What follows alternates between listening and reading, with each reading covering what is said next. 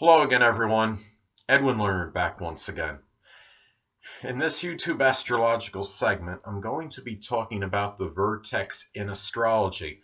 Now, the vertex in astrology is almost always a point on the right-hand side of the chart or the Western Hemisphere. It almost always falls in the 5th, 6th, 7th, or 8th house in a natal chart, with the exception of isolated cases where you have exceptionally high northern latitudes where it may fall on the left side of the chart. Now, the vertex is also a point that intersects the ecliptic and the prime vertical. The vertex is often associated with destined or fated preordained meetings. It often can figure prominent in relationships.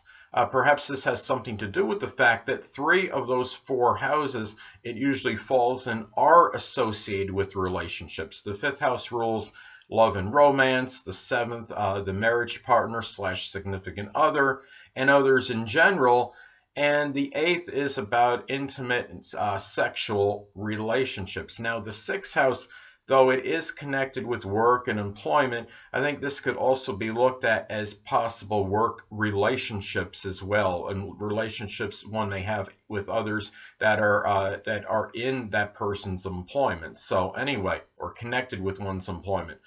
Now, the vertex may be similar and comparable to the North Node, but not precisely the same. The North Node can emphasize and reflect our future and where we may be destined to go and what our mission is or lies in the second half of one's lives, at least what could be emphasized in that second half of one's life. Now, the vertex, however, can be about where we are directed due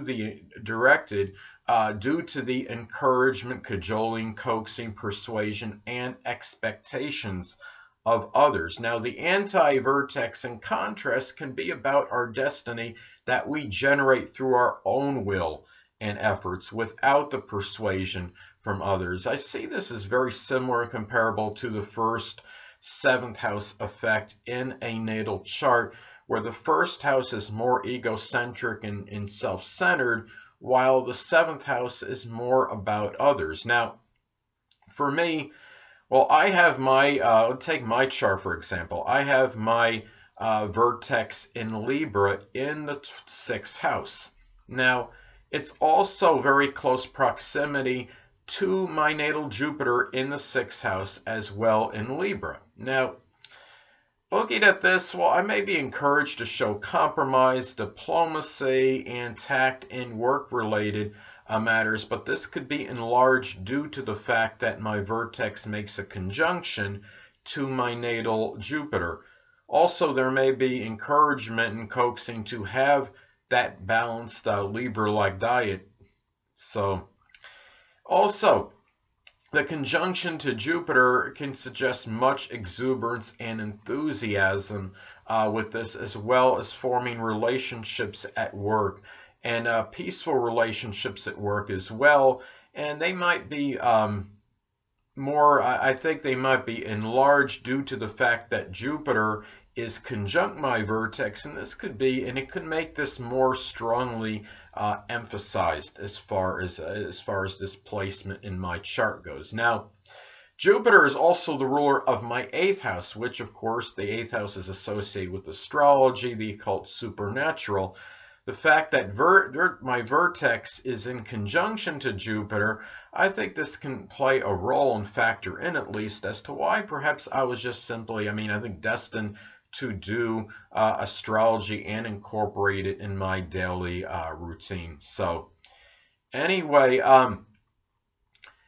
this is something where the vertex in astrology can also show a point of possible exasperation if you don't accentuate the potential positive attributes and qualities that are associated or connected with it.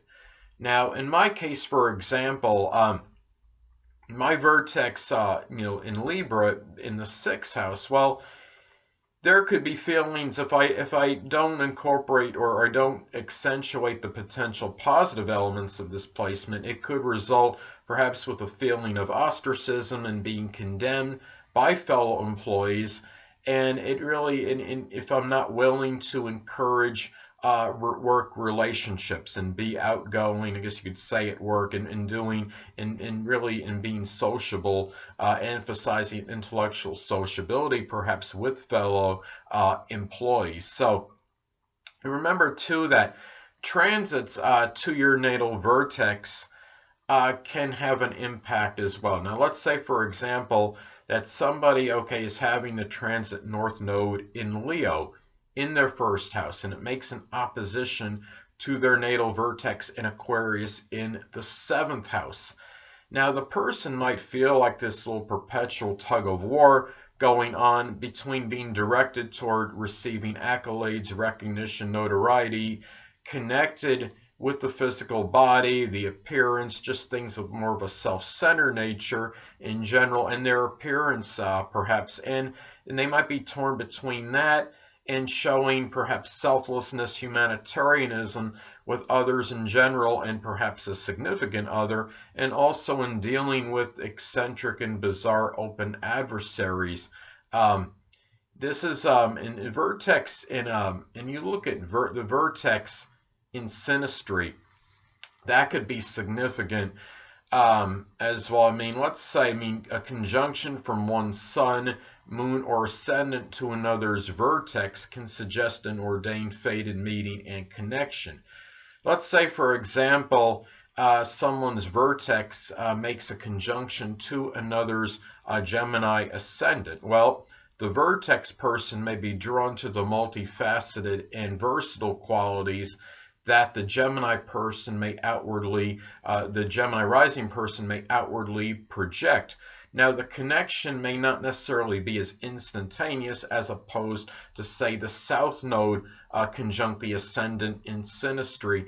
The attraction may be more unanticipated and unexpected, and a little bit more, I guess you could say, extemporaneous. It's just something that just kind of happens out of the blue and not really as much anticipated. So, and also the connection may be intimate and sexual, but in some cases this could just be a platonic, powerful connection as well. I mean, the conjunction to the ascendant in synastry with the vertex and ascendant conjunction can be more about the connection one has with the other person's outer self. The conjunction with vertex in the sun, the vertex may be drawn to the person's inside. And then if you have a conjunction with the moon in vertex, well, the vertex person might feel a real subconscious attraction or like an emotional connection with that moon person.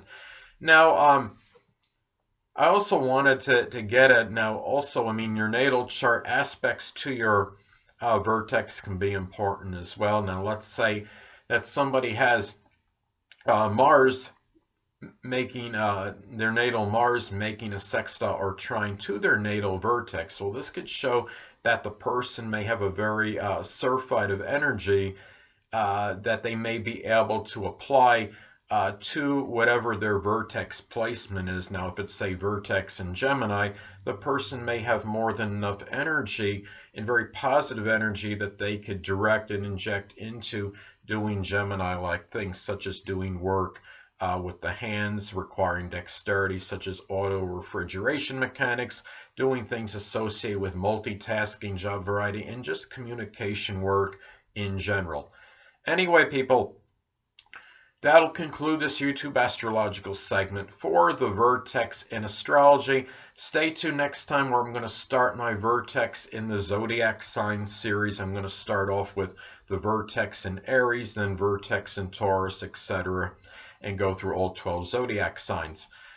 Two things I want to get with you on before I head out. Firstly, the stars may impel but do not compel. And secondly, never isolate any single astrological element, aspect, planetary placement, position, configuration, influence, or what have you, and make an analysis of a person, astrologically speaking, based on this alone, because in astrology, the person is the sum of all their components in their natal chart and not just one. Until next time, people, stay well.